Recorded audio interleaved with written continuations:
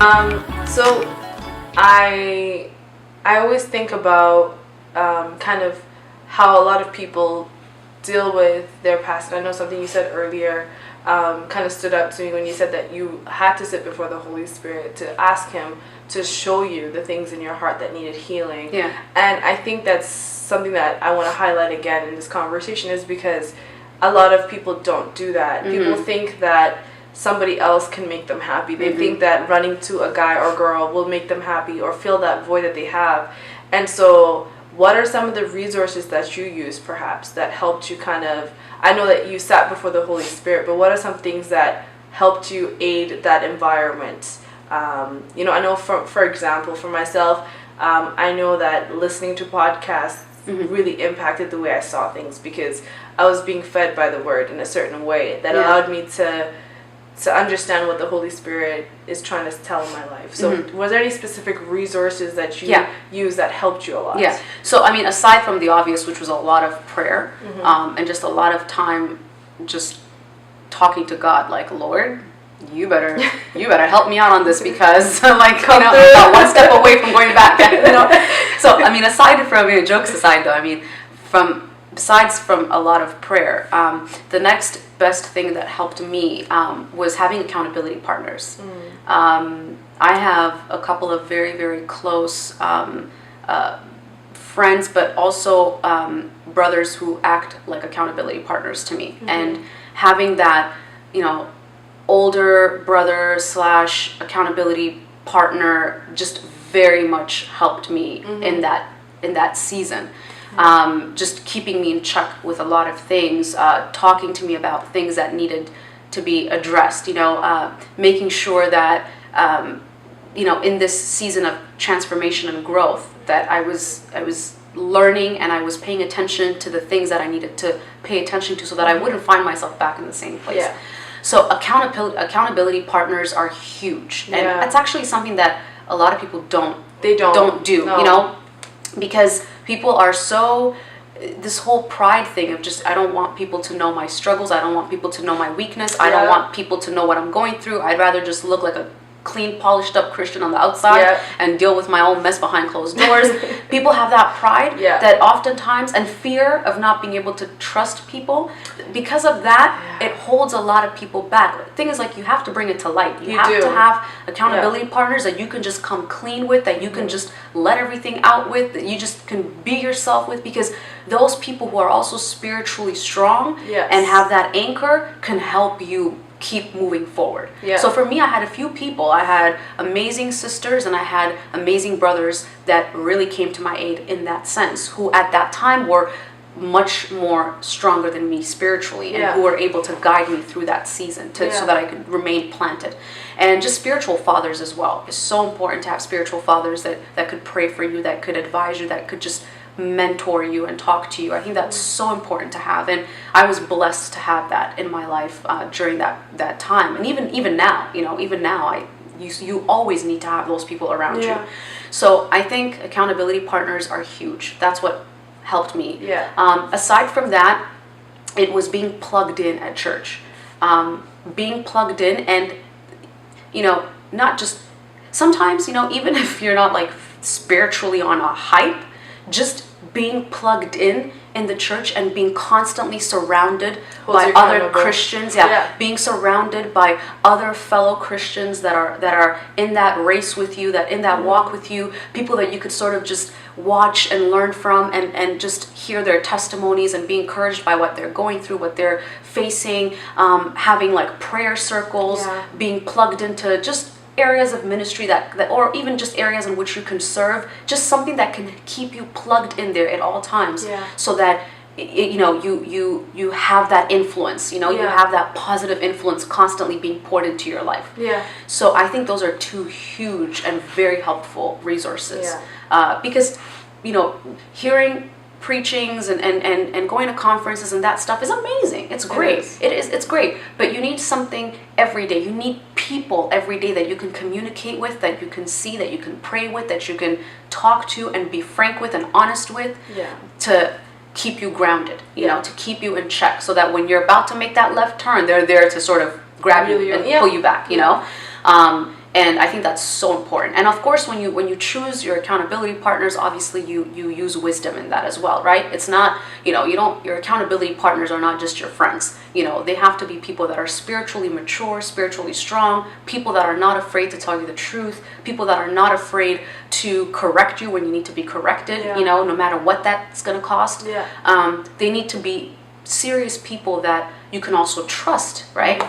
Because when you have an accountability partner and you're opening up your life, you want to make sure that it's going to someone that you can actually trust, right?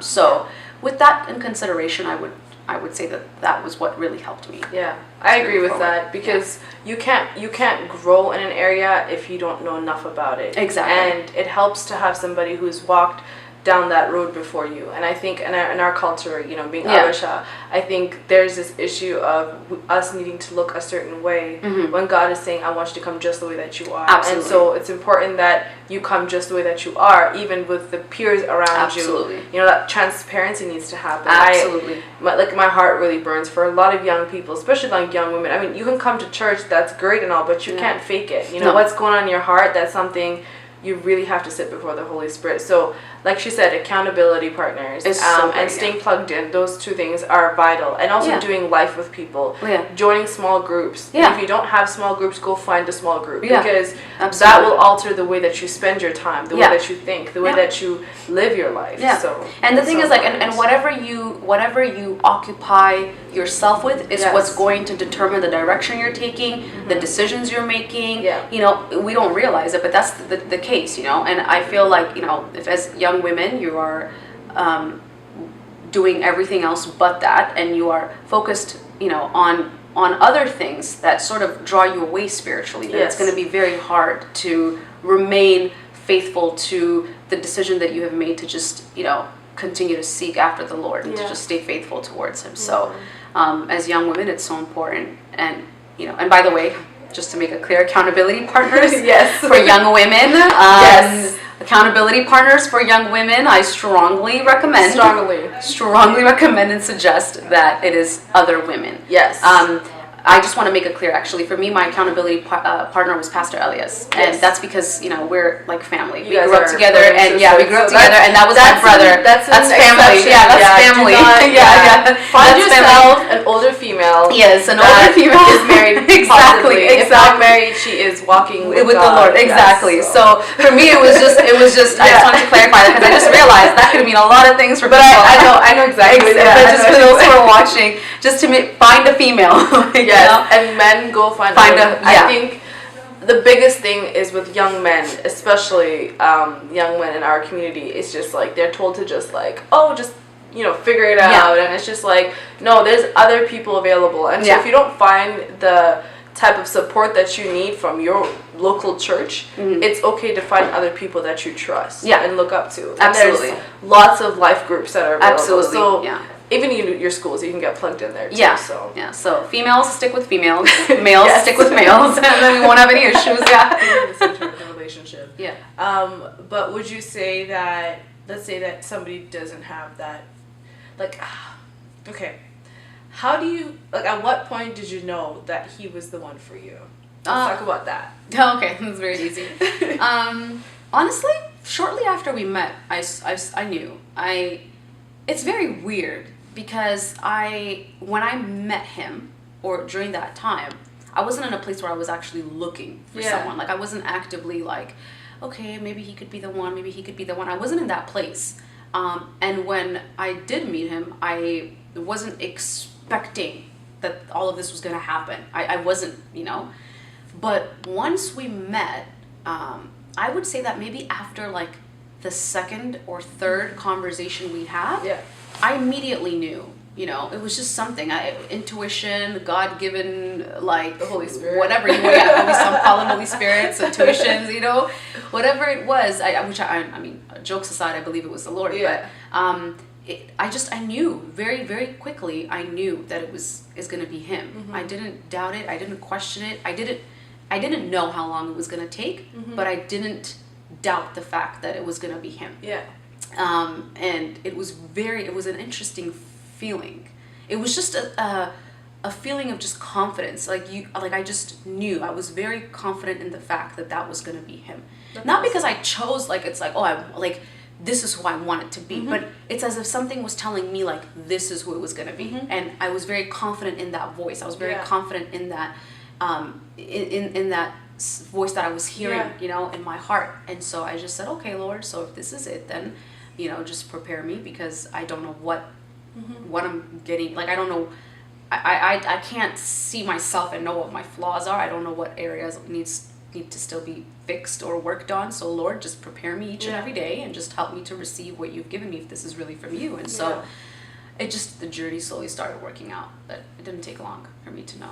That's awesome. Yeah. And that's probably because you had such a good relationship with God, to the point where when he made his presentation to you, it was kind of like, this is it. Like, you know, your heart was ready. Yeah. You know, your spirit was ready. Yeah. You know, so that's important point right there, is that you just knew because you were whole. Yeah, exactly. And, you know, it was, people ask me that now, and they're like, how did you know? But, like, how? And I always say this, the sense of peace that you feel is undeniable. Yeah. Like, for me, that was the biggest indicator. There was no confusion, there was no questions, there was no lack of clarity. Yeah. I could look at him and I could genuinely actually see a life with him. Yeah. And it wasn't anything that I was trying to imagine in my head. I just saw it. Like, I could see it and I knew it. There was no doubt in my mind at all. There was no fear in my heart. There was no lack of trust or even difficulty to trust, or there was nothing. Everything was just very clear, and there was a lot of peace in my heart. And that peace is what allowed me to just continue to go with the flow of things. Yeah. And then obviously that, in combination with seeing his character and seeing, you know, just his personality and getting to know him as an individual, and just seeing the vision that he had and the goals that he had, everything eventually slowly started to make more and more sense. Yeah. But initially, before knowing all of that, it was a sense of peace that I felt that kept me going. That's awesome. Yeah. I remember when we were talking about it, you said that there were certain things that you've prayed for. That there were certain things that you were like, God, if you're going to get, you know, you didn't have a big laundry list anymore. No. I remember we were talking about it, and you said, I kind of chucked that out the window, and what I wanted more was somebody who had these type of characteristics. Yeah. And the fact that when you got to know him, you saw those exact characteristics that you wanted in a man. Yeah. Which I think is so great. Yeah, God is just, he knows your heart. He just provided you exactly what you needed as well. Exactly. And that's the key. It's good to ask God for the things that you want. Yeah. But God is more concerned about giving you what you need than what you want. Yeah. It doesn't mean he won't give you what you want. Yeah. He will give it to you if it's good for you and if it fits into the will that he has for you. But it's so important to always remember that God is more concerned and more focused on giving you what you need first before what you want. Because what you need is what's going to help you get to where you need to get, what's going to continue to shape you, to influence you. What you want is just for yourself. Yeah. You know, that's just for your own pleasure. Yeah. But what you need is it plays a major role into who you are and the direction that you take, where you go, what you're going to do, your purpose overall. So important. Right? Yeah. So, you know, I felt like everything that God gave me was exactly based on that need that he knew I had. And things that I had actually prayed for, you know. It wasn't like anything that I didn't ask for. If anything, I feel like in many ways, I feel like God even surpassed that. Yeah. But definitely what I needed was found in him. And so that's the greatest feeling that you could have. So it's wonderful. That's awesome. Yeah. Well, thank you for sharing a little bit of our chit chat. Yeah. So you run a blog. Yes. So talk to me a little bit about where people can read more of your blog. I'm going to be posting the link below the video, so just So I write the blogs for Inspired by Him, and I'm not sure how many of you are familiar with it, but I have been doing it now for 2 years.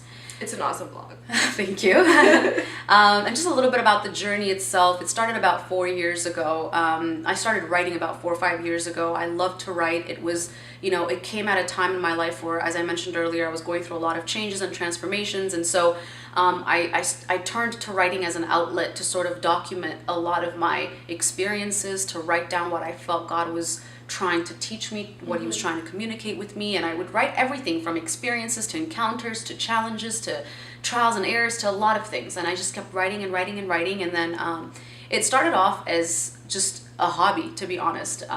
I would just write a post and share it on Facebook once every 6 months or something. Those. Yeah, those are so good. Yeah, I would share it like once every 6 months. Yeah. That was very early on, so I would share that once every 6 months, and it was great. It was awesome, and that was it. That was as far as I was gonna go with it.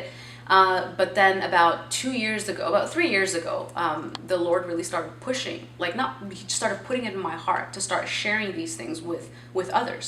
And I remember feeling so insecure about my writing. I didn't want to be criticized. I was like, I'm not even a writer. Why do I need to share this with the world? I don't want people to think I'm a writer. It was really nerve-wracking. I didn't want to be judged, and I didn't want to be criticized. Yeah. And I didn't want to come off as someone who sounded like I knew the answers to everything when I was still trying to figure out a lot of things, you know? Yeah. So that itself was like an argument with God that took place for almost a year, just fighting with him back and forth. I'm not going to do it, Lord, no. But the more I said no, the stronger and stronger that burden became. And so finally, 2 years ago, I said, all right, you know what, God, if this is from you, then you go ahead, you take control. I just want you to know I'm not taking responsibility for this. This is all you, it's all your work. And I even remember when I was contemplating on names for the blog site, I was like, I'm not putting my name on this thing. I don't even want people to trace it back to me at all. I don't want people to know who the writer. I didn't, I was just like, hey, Lord, if anything goes wrong, that's it. I just want to disappear, Yeah. But the Lord gave me this name and just everything that's inspired of him, Yeah. Everything, every part of our life, every part of our being is just what is inspired by him. And so 2 years ago, I launched a blog site, and it is www.beinspiredbyhim.com. It used to be inspiredbyhim.ca, and we just recently changed it because we went through an expansion. We expanded the website, and we just wanted to sort of remodel certain things and present it to you in a bigger, brighter, nicer way. So you can now find the blogs at www.beinspiredbyhim.com, and there are posts every Monday, and the posts are just designed to encourage you, to lift you up, to strengthen your day-to-day walk with the Lord. Sometimes it could sound very spiritual, but a lot of times I'm just trying to really make it practical for you, because it's just all about living the best version of yourself for him, and then for the world around you. So there are posts that I write. I write most of the posts, but recently we started introducing guest writers, other writers who have the passion to write, who want to share something, who have the same burden. We've opened up that door too, and so now we also feature guest writers every so often. And there will be a lot of new updates coming soon as well. But if you just go on that website, you will be able to find a lot of information. Awesome. Thank you so much, Christina, for joining. Thank you. And talking. I know you got to get going. So it was nice catching up with you. Thank you.